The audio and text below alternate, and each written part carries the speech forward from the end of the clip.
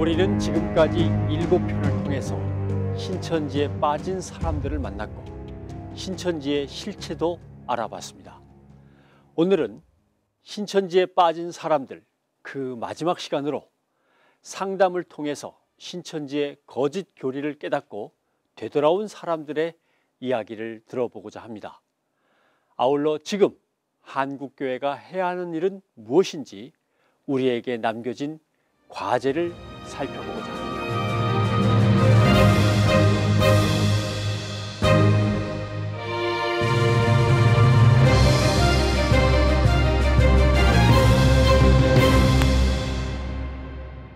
이게 사는 게 지옥이에요. 정말 이 땅에서 지옥도가 펼쳐지는 거예요. 왜냐면 대화 자체가 안 된다고. 신천지 교리를 들어보셨죠? 저는 제가 아니라고 느끼면 스스로 나올 수도 있어요. 그러면 하나님이 주시는 건데 가만히 있으면 주세요. 왜 비유를 풀면 안 돼요?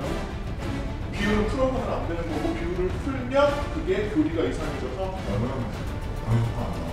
내가 얼마나 사랑을 할지 모르지. 시험을 해보니까 그 자매님은 시험을 해본 적이 없어. 이거를 시험을 해봐야 돼. 이게 좀 나한테 제일 모르겠어요. 나 진짜 아니구나. 아닌 거는 아니구나.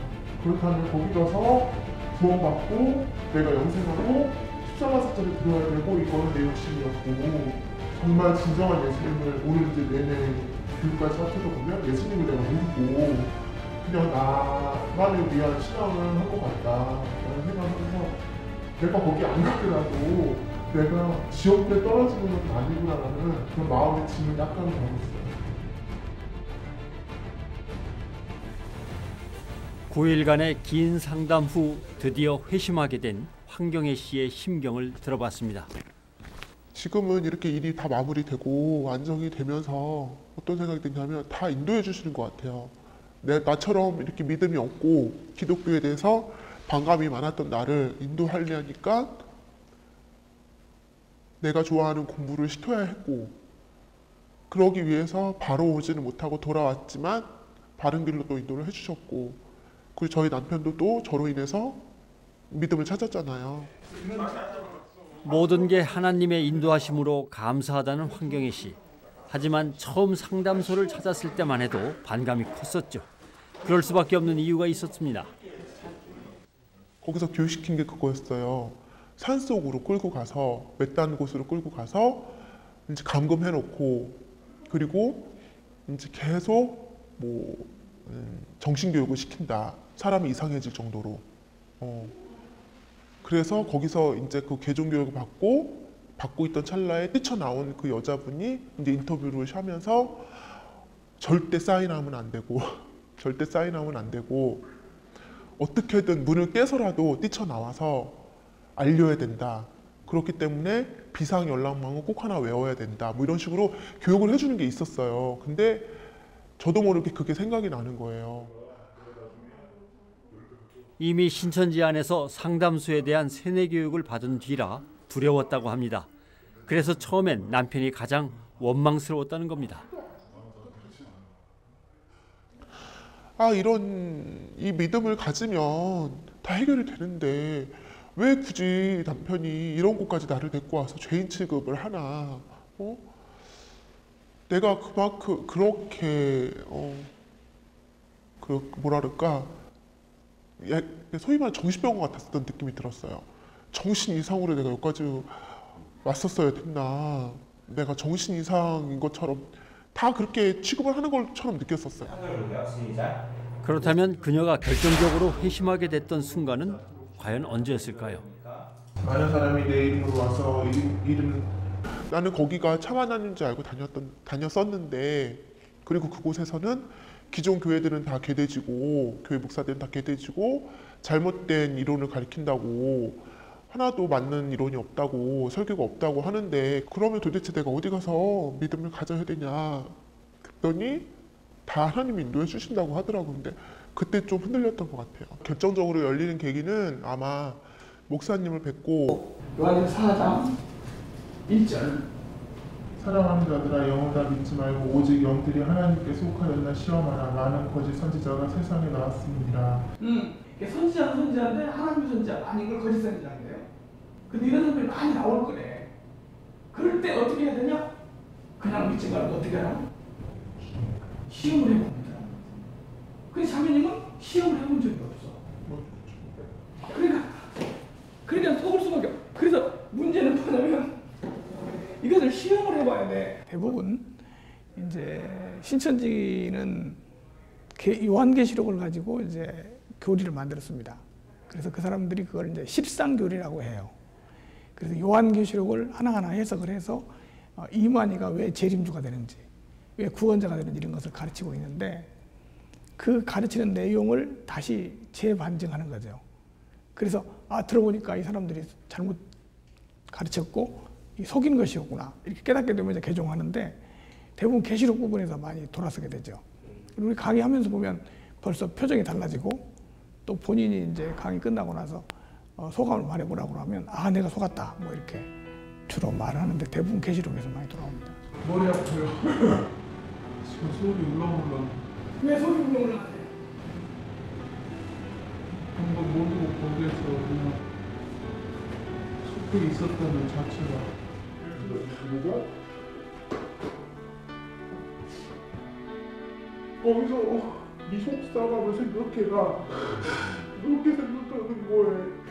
그렇게 얘기하는 거야. 이제 마음이 열렸어요. 근데 신앙은 겸손이라고 얘기하는데 그쪽에서도 그렇게 하는 거거든요. 신앙은 겸손이라고 얘기하는데 내가 너무 겸손하지 않다는 생각이 너무 드는 거예요.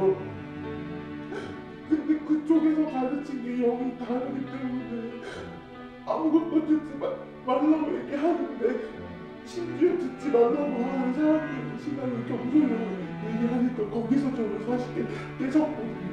다른 거 다 안 들렸어요. 많은 이들이 반증교육을 통해서 진리의 말씀을 접하는 순간 잘못되었음을 깨달았다고 말합니다. 경혜 씨의 경우 남편도 큰 힘이 되어 주었습니다. 9일 동안 곁을 떠나지 않고 함께 상담을 받은 남편의 사랑은 감동이었습니다. 그러니까 저는 남편한테 속이고 제가 할 거 다 하고 다녔잖아요. 예배도 다 드리고 관리도 다 하고. 근데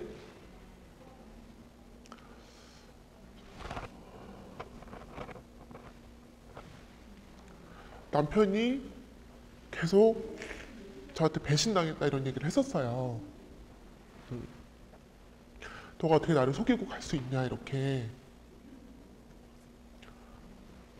근데 그때도 저는 죄의식이 없었어요. 여기 말만 들으면 되는데 왜 저렇게 힘들어할까 이러면서 남편을 이해하려고 안 했던 거죠. 저는 솔직히 말하면 굉장히 나빴던 거죠. 죄의식이 없었던 거예요.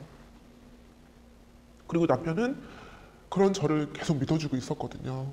그렇게 빨리 발견하게 만들어주신 것도 지금 이렇게 생각을 해보면 그 하나님의 은혜가 아니었으면 그렇게 빨리 발견하지 못했을 것 같아요.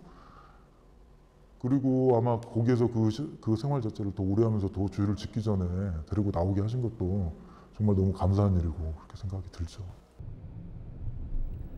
상담이 끝난 후 경혜 씨 가족은 수련회에도 참석했습니다.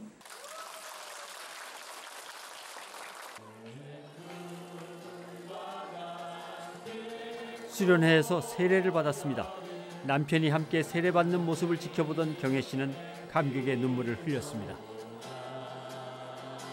수련회 기간 동안에 2박 3일 동안에 계속 그 말씀 듣는 시간도 물론 굉장히 좀 그 평소보다는 많기도 하고, 그리고 나머지 시간도 그 같은 아픔을 공유한 분들끼리 서로 또 얘기를 해주고 나는 이런 과정을 겪어왔고 그런데 지금 이렇게 나오니까 너무 행복하더라. 이제 이런 부분들을 얘기를 해주시니까 본인이 이제 좀 치유되는 시간이 좀 많이 단축이 되는 것 같아요. 제가 봤을 때는.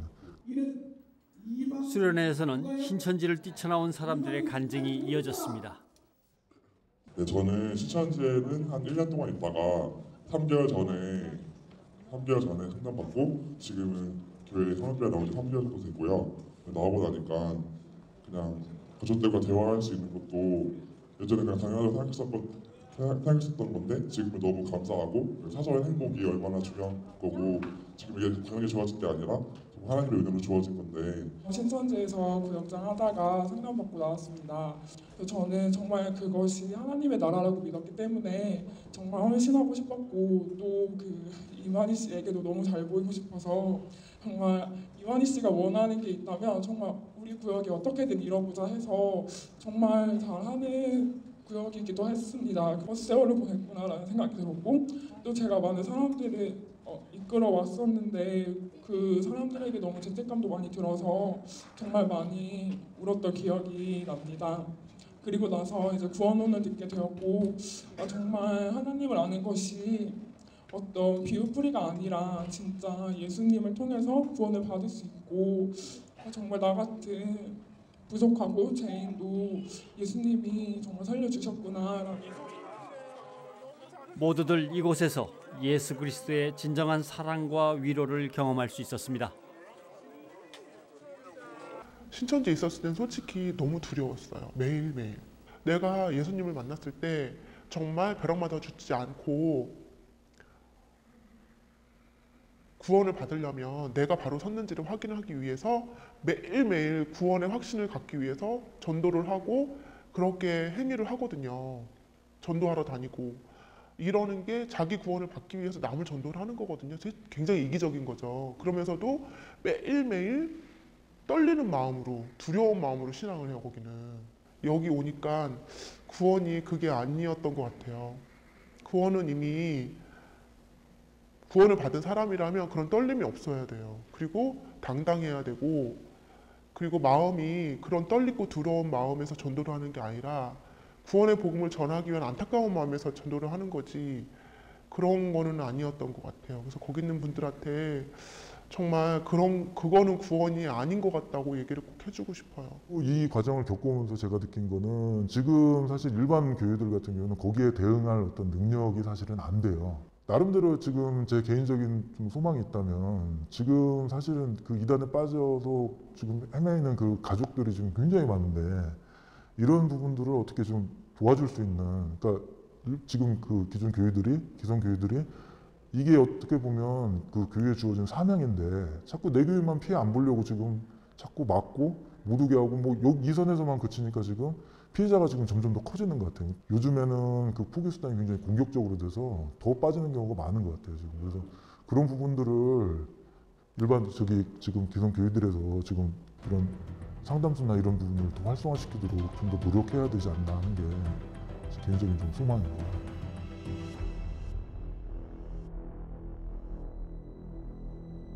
신천지 예수교 증거 장막 성전. 신천지는 지난 84년 3월 14일에 12지파를 만들어 출범해 지금 15만 명이 넘는 것으로 추정하고 있습니다. 이들은 아직도 기성교회 교인들을 미혹해 빼내감으로써 그 규모를 키워가고 있습니다. 신천지에 빠지면 개인도 가정도 교회도 너무나 큰 어려움을 겪는다는 걸 우리는 앞서 충분히 확인했습니다. 빠지고 나면 나오는 것이 너무도 어렵기 때문에 미연에 방지하는 것이 최선이라고 전문가들은 말합니다. 그렇다면 지금 한국교회는 어떤 노력을 해야 할까요? 이만희는 죽는다. 그 사람은 구주가 아니다. 구원자가 아니다. 사람은 언젠가 죽는다. 그 사람 믿어가지고 구원받을 수 없다. 이런 거 가지고는 안 되고 이제 그 신천지가 어떤 식으로 접근해서 어떤 식으로 공부를 가르치기 때문에 처음에 가면 어떤 거를 가르친다는 거를 이제 많이 가르쳐서 그 아무리 재미있는 것이라 할지라도 이것은 신천지라고 생각을 하면 가지 못하게 하는 그런 그 새로운 그 뭐라 그럴까요? 그 대처법을 자꾸 대안을 세워야 됩니다. 그건 사기와 다를 바가 없었거든요. 그 수법을 알아야 되는데 우리 세상 사기도 그렇지 않습니까? 사기를 안 당하려면 내가 사기 당하지 말아야지 이런 의지로 사기를 안 당하는 게 아닙니다. 또 당하는 사람은 내가 사기 당해야지 하고 당하는 사람이 없습니다. 알면서 당하는 사람이 없죠. 곧 몰라서 당한다는 거거든요. 전문가들은 한국교회가 이전의 소극적인 자세를 버리고 구체적이고 적극적인 방법으로 대책을 강구해야 할 때라고 입을 모읍니다. 수비 아니고 공격. 뭐 신천지 아웃, 신천지에 가지 마세요. 이런 데는 가지 마세요. 이거 수비거든요. 가지 않는다고 되는 게 아니고요. 무엇이 진리인지. 저희 사역원에 이렇게 오시는 분들, 뭐 목회자들도 많이 계시고 평신도들도 많이 계시지만 이들의 그 기뻐하는 모습은요, 이루 말로 다 할 수가 없어요. 제가 그거 보면서 신천지에 들어가서 또 다른 사람을 포섭하고 또 포섭하는 이유가 이거구나. 그거 시킨다고 하겠어요? 이야, 이거야말로 진리야. 이 쾌감이 있기 때문에 하는 거거든요. 바로 그거를 한국 교회에다가 심어줘야 된다고 저는 생각합니다. 왜 성도들을 벙어리로 더 이상 언제까지 있게 하겠습니까? 우리 서울 스쿨에 나와서 성경을 쉽게 읽도록 안내하는 성경이 읽어지네로 유명한 이해실 강사. 본인도 신천지의 피해자였습니다. 강사들도 새 PPT이기 때문에 한 번은 전화 연락이 왔어요. 성경이 읽어지네 세미나를 한다고 플랜카드 붙여놓은 걸 봤다는 거예요. 그래서 정확하게 시간과 뭐 위치 알고 싶대요. 저희는 하지 않았었거든요. 우리가 성경 이런 공부를 하는데 너무 비슷하다 그러는 거예요. 그러니까 이건 안 되겠다. 우리를 신천지로 오해하면 안 되니까 일부러 뒤에다가 이 책은 안전한 책이고 이 공부는 유효한 것입니다. 이렇게 알게 하기 위해서는 추천사를 받아야 되겠구나. 그래서 저희 네트워킹 안에 계시는 훌륭한 목사님들과 함께 이렇게 하도록 뒤에다가 추천사까지 그래서 써놓은 거예요. 두 번째가 뭐냐면 이곳은 이단 상담사 교육 과정이 열리고 있는 한 대학교입니다. 이 땅의 수많은 이단들이 왜곡시킨 잘못된 교리를 바로잡고 이단에 빠진 사람들을 바른 길로 인도할 상담사를 키워내는 사역 현장입니다. 이 학생들 중에는 이단에 빠졌다가 개종한 뒤 상담사가 되기로 결심한 사람들도 있습니다. 그래서 복음이 뭔지에 대해서 그게 하나님을 믿는 거라는 생각을 가지고 정말로 열심히 하시는 분들이 맞는데 결국은 그 대상이 잘못됐다라는 그런 부분들 때문에 그 상담을 받고서 개종을 하면서 그분들에 대해서 굉장히 너무 불쌍하신 분이다. 정말 제대로 그 구원에 대한 내용을 알면 정말 더욱더 열심히 하실 분들인데 잘못된 길로 빠져서 그런 분들이 너무 많기 때문에 항상 그 생각을 좀 많이 해왔었습니다. 제가 이단 출신이고 그 속에서 살았고 그것이 좋다라고 외쳤던 사람이기 때문에 저는 일반 교인들이 그들을 보는 눈과 달라요. 아무래도 애정이 있고 그 마음을 이해하고, 왜냐하면 그 사람들이 다른 게 아니에요. 하나님 더 잘 믿어보려고 했다가 그런 거거든요. 하나님 뜻대로 살려고 하다가 성경 공부 더 깊이 알고 싶어 하다가 그렇게 된 겁니다.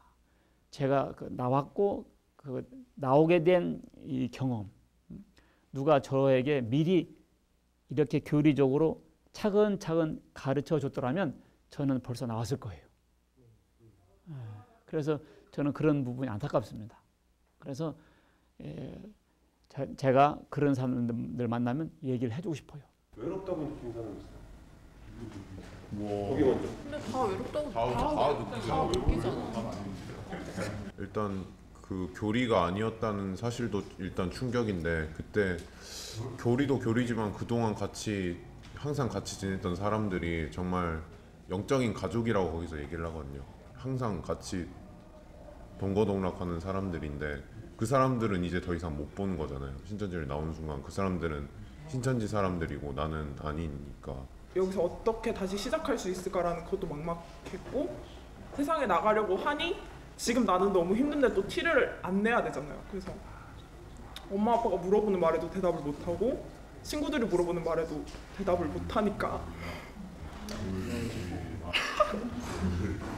그래서 오히려 반증교육 다 끝나고 그게 너무 심해서 한 달 정도 너무 힘들었고. 돌았어요. 제가 갔다 왔다는 사실에 대해서. 뿐만 아니라 이들을 더 힘들게 하는 건 교인들의 시선이라고 합니다. 얘기는 안 하지만 아실 거예요. 다들 이렇게 보면 눈초리가 되게 선입견이 가득 낀 눈빛으로 얘가 지금 정상적으로 교회를 다니는 애가 맞을까라는 시선으로 계속 보는 게 있어서 저도 모르게 괜히 더 자괴감 때문에 피해 다니고 어느 순간부터는 그 청년부 모임도 잘 안 가고 예배만 드리다가 돌아왔어요. 아직도 좀 한국교회에서 그 이단에 다녔던 사람들에 대한 시선이 이게 이 사람은 완벽하게 치료되지 못했을 거라는 인식 때문에 완전 벌레 취급하는 듯한으로 보는 것 때문에 좀 상처를 받아서 더욱더 이제 아무래도 그냥 기성교회 가는 게 좀 발걸음이 더 어렵지 않지 않을까. 굳이 잡아주려고 하지 않는 것 같아요. 네, 맞아요.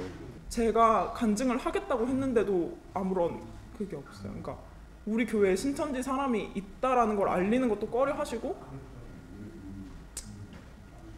그냥 묻어두고 잡지 않으려고 하는 것 같아요. 그냥 우리 교회는 그냥 이 상태로 지키고 싶은 그런 게 보여서 사실 다시 나가면서도 속상하고 섭섭한 것도 되게 큰 거예요. 힘들게 회심한 이들이 교회 문 밖에서 다시 또 방황하는 일은 없어야겠습니다. 교회라는 것이 사랑에 대해서 이렇게 받아들이고 하는 그런 부분들이 좀 있어야 된다고 생각하는데 그런 부분들이 많이 없으시더라고요. 뭐 이렇게 좀 뭔가 이렇게 괴물로 본다든지 이렇게 좀 이렇게 죄수 취급을 하는 그런 느낌들을 솔직히 많이 받았습니다. 그러니까 기존에 다니시던 분들이 그 본교회로 돌아가시지 못하는 경우들이 상당히 많은데 그런 것들 때문에 저희도 기존 교회들이 좀 폭넓은 사랑이 좀 부족하지 않나 그렇게 생각을 합니다.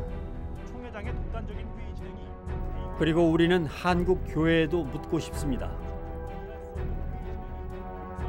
과연 한국 교회는 이대로 올바르다고 할 수 있는가? 또 성도들에게 희망을 주고 있는가라고 말입니다. 목회자들은 현재 한국 교회를 어떻게 진단하고 있는지 들어봤습니다. 지금 현재 대한민국에서 우리가 발견하는 것은 돈바람이 아닌가 싶습니다. 소위 말하는 버정신학, 성공주의, 예수 믿으면 잘 산다.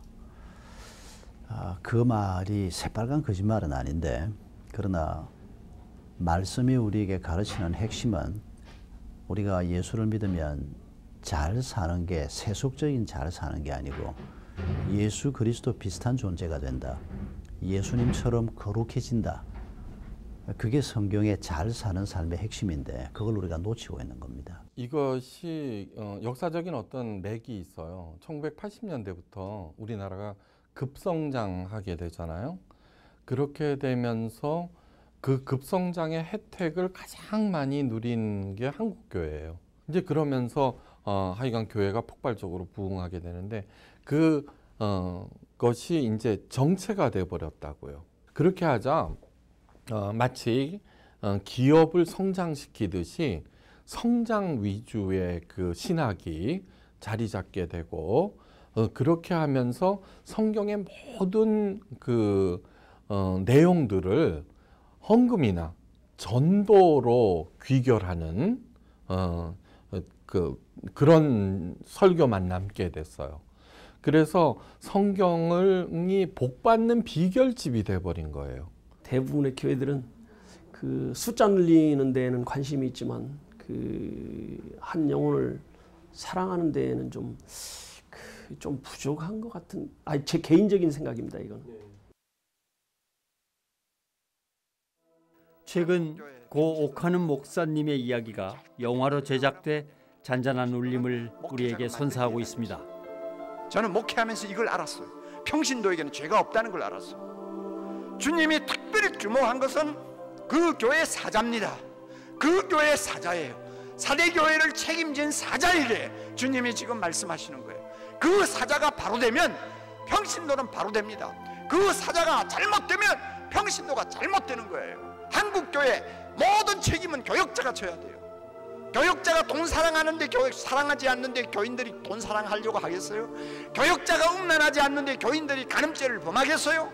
교역자가 거짓말을 하지 않기 위해서 벌벌 떠는데 교인들이 거짓말을 함부로 하겠어요? 또한 한 영혼을 살리는 것, 이것을 늘 강조하셨습니다. 많은 경우 교회를 키워야 된다는 생각을 하고 교회를 성장시켜야 된다는 생각을 하지만 한 사람이 예수 믿고 예수의 제자가 될 수 있도록 키워가는 일에 있어서는 헌신하거나 투자하는 것에 굉장히 인색하다고 생각해요. 그래서 말씀을 가지고 그 영혼이 예수 닮은 영혼으로 변화될 수 있도록 사람들을 제대로만 훈련시킬 수만 있다면 그 어떤 그 사람들의 그 유혹이나 이렇게 성경 공부한다고 끌어간다고 해서 그런데 끌려가는 일들은 없을 거라고 생각을 합니다. 그리고 옥 목사님은 말씀이 사라진 한국교회의 모습을 늘 안타까워하셨습니다. 인생을 사는 데 있어서 복을 이야기하잖아.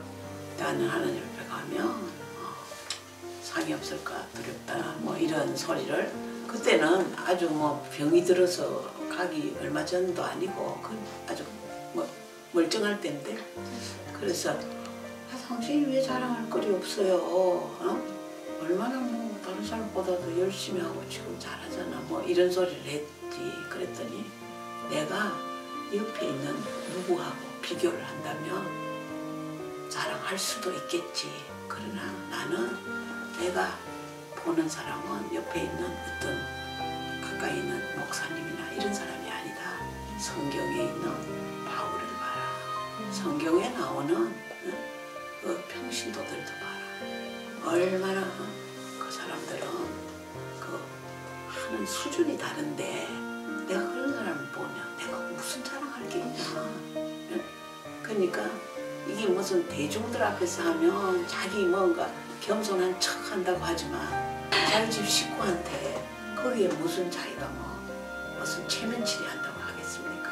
그래서 나는 당신 같은 사람이 뭐 그렇게 말마다 그래요. 다른 사람 그러면 오히려 더 다른 사람 그 상처받아요. 그러지 말아요. 이제 그냥 아무 의미 없이 그런 식으로 이제 말을 하거든. 그럼 당신은 나를 좀 잘 모르는구나. 나는 저런 사람, 옆에 있는 사람하고 절대 비교 안 해. 그럼 내가 좀 자랑도 하겠지. 성경에 있는 인물들을 봐. 너무너무 부족해. 좀 안타까운 것이 그 한국 교회가 지금 이제 그 윤리 도덕적인 설교를 많이 하시잖아요. 그거 필요합니다.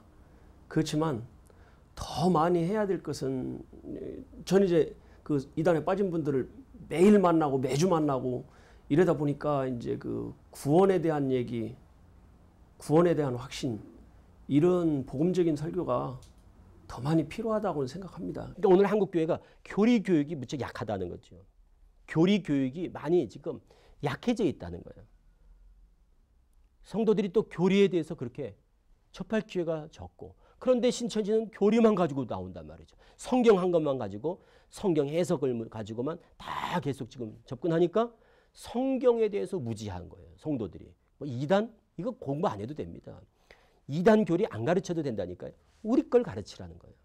그래서 정답을 가르칠 필요가 있다. 바른 복음을 제대로 가르치고 바른 예수를 제대로 가르쳐 놓으면 다른 예수, 다른 복음을 쉽게 분별할 수 있다라는 얘기입니다. 제가 지론은 그겁니다. 많은 목회자들이 지금 한 목소리를 내고 있습니다. 우리는 다시 그리스도의 복음으로 돌아가야 한다고. 한국교회를 말씀으로 바로 세워야 이단이 파고들 틈이 없다고 말입니다. 한국 교회를 어지럽히는 대표적인 이단 세력인 신천지에 대해 CBS는 지난 2012년부터 신천지 아웃 캠페인을 전개하고 있습니다. CBS는 TV 뉴스와 프로그램, 라디오, 인터넷 노컷 뉴스 등 모든 매체를 동원해 신천지에 대한 경각심을 교계는 물론 사회 전반으로 확산시키는 역할을 감당해왔습니다. 신천지로 인한 피해를 예방하고자 포스터와 DVD를 제작해 전국 교회와 단체에 배포했고 중앙일간지와 지역신문 등의 신천지 아웃 광고를 수백 회에 걸쳐 게재하기도 했습니다. 아울러 전국 각 지역 교회들과 연합해 신천지의 실체를 폭로하는 집회를 여는 등 이단 세력 척결을 위해 전사적인 노력을 기울였습니다.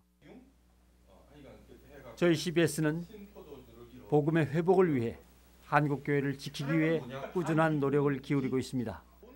질문과 대답을 통한 열린 형식으로 생명력 있는 말씀을 전달하는 성서학당도 방송 중에 있습니다.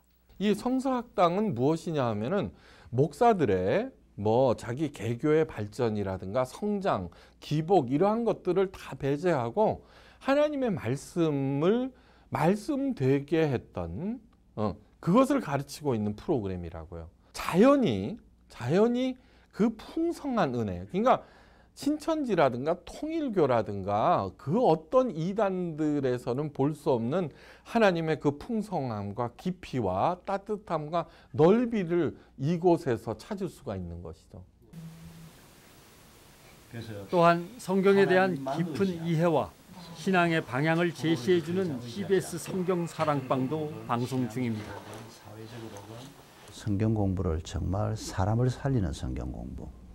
예수 그리스도의 십자가와 부활이 정확하게 설명되고 그게 사람들의 삶에 그대로 영향을 주고 그게 가정의 변화를 가져오고 직장의 변화를 가져오고 이런 성경이 의도하는 그런 변혁 운동이 성경 공부를 통해서 일어나는 이런 교회가 많아지는 것이 결국 우리 CBS에서도 해야 될 역할이 아닌가 싶습니다. 우리의 이런 노력들이 밑거름이 되어 이단을 물리치고 한국교회가 건강함을 회복해 새로운 부흥의 시대를 맞기를 간절히 바랍니다. 언제나 진리는 시간이 걸리지만 이겨요. 이기게 돼 있어요. 그렇기 때문에 한국교회 자체가 정리가 되고 난 다음에 말씀이 살아나기 시작하면은 반드시 이렇게 다시 제2의 중흥기가 올 것을 저는 믿어요. 자, 세상은 있죠. 아무리 더디지만 하나님의 뜻이 천천히라도 실현되어가는 과정임을 절대로 잊지 마세요.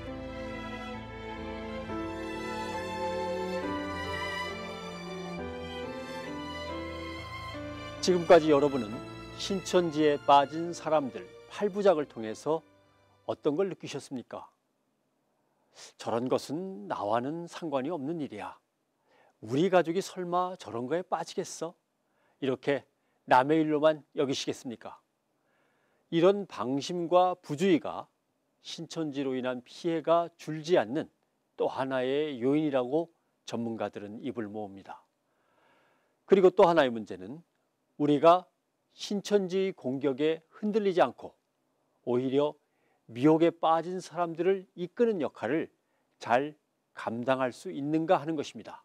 다시 말해 우리는 얼마나 말씀으로 무장되어 있는가 하는 것입니다. 위기는 기회라고 합니다.